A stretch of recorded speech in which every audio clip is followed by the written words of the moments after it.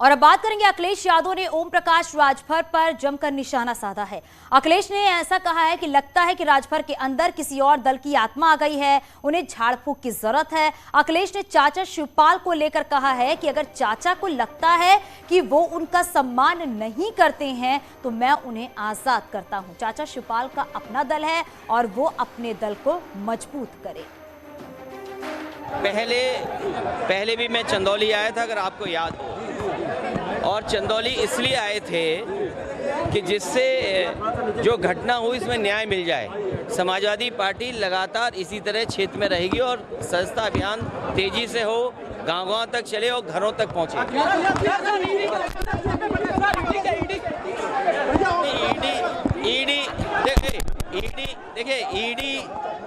ED कोई नई चीज नहीं है और समय समय पर पॉलिटिकल लोगों को परेशान करने के लिए, और ये पहली बार नहीं हो रहा है देश की राजनीति में, पॉलिटिकल लोगों को परेशान करने के लिए केंद्र सरकार हमेशा ईडी का साथ लेती है, सहयोग लेती है। आप बताइए, बुंदेलखंड एक्सप्रेसवे सबसे बड़ी योजना प्रदेश की थी, क्या सीबीआई जांच होगी उसकी, क्या ईडी जांच होगी कि नहीं होगी? बुंदेलखंड एक्सप्रेसवे जो प्रधानमंत्री जी ने उद्घाटन किया और उद्घाटन करते ही, बारिश होते ही पूरे के पूरे गड्ढे हो गए, लोगों की जान जा रही है। इतने बड़ी परियोजना में इतने स्पेसिफिकेशन के साथ जो मापदंड होते हैं, जो इंडियन रोड कांग्रेस के स्टैंडर्ड्स हैं, स्टैंडर्ड्स के बिलो बनी है सड़क। मैं खुद बुंदेलखंड एक्सप्रेसवे पे चला, 5 किलोमीटर में 2 पुल अधूरे हैं और अगर 300 के किलोमीटर का लगभग है तो सोचो कितना काम अधूरा होगा न। देखिए ये समाजवादी पार्टी और समाजवादी पार्टी के गठबंधन पर कभी भी समाजवादियों ने गठबंधन किए होंगे, नेताजी से लेकर के अभी तक कभी समाजवादी पहले भी मैं चंदौली आया था, अगर आपको याद हो, और चंदौली इसलिए आए थे कि जिससे जो घटना हुई इसमें न्याय मिल जाए। समाजवादी पार्टी लगातार इसी तरह क्षेत्र में रहेगी और सदस्यता अभियान तेजी से हो, गांव-गांव तक चले और घरों तक पहुंचे।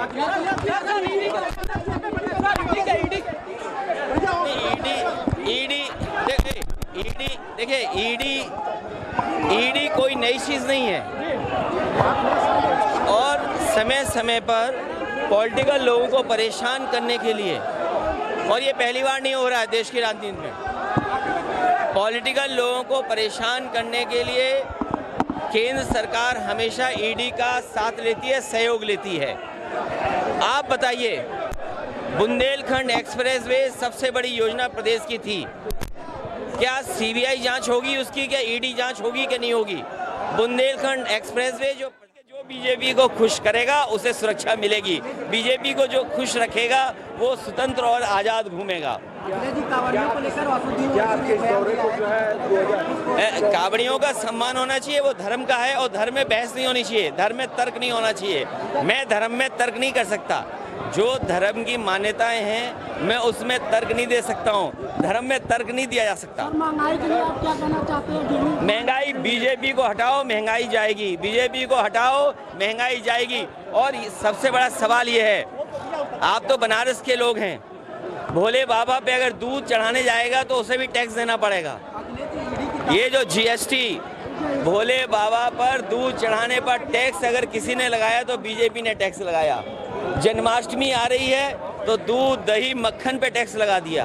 अभी रक्षाबंधन का त्यौहार मनने जा रहा है, घरों में दूध से खीर बनती है, सब्जी आपके मिठाइयाँ बनती हैं, घी से अच्छी सब्जियाँ बनती हैं, जानबूझ करके जीएसटी लगाई। दिल्ली ने अगर जीएसटी लगाई है तो हमारे उत्तर प्रदेश की सरकार बीजेपी की, उसने अनुमति क्यों दी जीएसटी लगाने के लिए? दूध दही पे जीएसटी किसी ने नहीं लगाई होगी, टैक्स कोई दूध दही पे नहीं लगा सकता। और गाय मर रही, सांड लोगों को मार रहे हैं, ये कैसी सरकार है सोचो। मैं बेरोजगारों से कहूँगा कि अभी दिल्ली का आंकड़ा आया है, 22 करोड़ लोगों ने फॉर्म भरा, कुछ लाख लोगों को नौकरी मिली।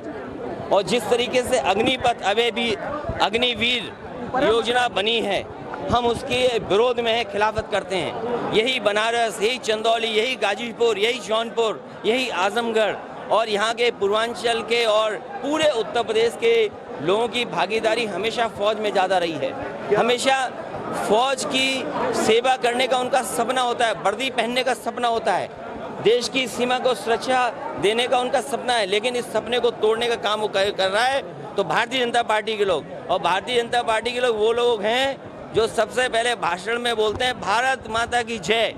जो भारत माता की जय बोलते हैं उनसे पूछिए अग्निवीर क्या है। अग्निपथ योजना का विरोध समाजवादी पार्टी और मैं नौजवानों से कहूँगा कि इसके खिलाफ आवाज उठाते रहें। सर, एक तस्वीर आपकी आई है रुद्राभिषेक की, कह रहे हैं कि अब आपको भी जरूरत पड़ने लगी। मुझे ज़रूरत नहीं है, भाजपाइयों से मुझे ज़रूरत नहीं है।